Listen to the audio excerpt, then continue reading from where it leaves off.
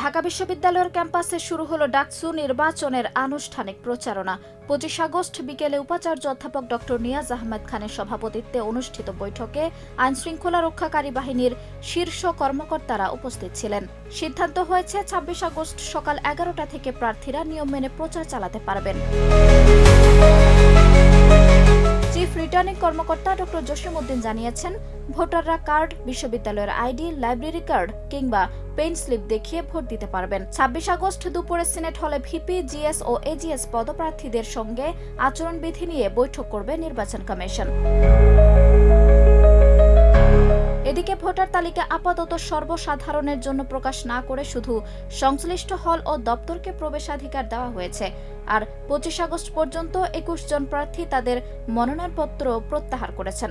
ডাকসু নির্বাচনের মাঠ এখন আনুষ্ঠানিকভাবে গরম হতে শুরু করেছে। উত্তেজনা ছড়িয়ে পড়েছে পুরো ক্যাম্পাসে। আঞ্জুম হক আরবি, প্রজন্ম 24।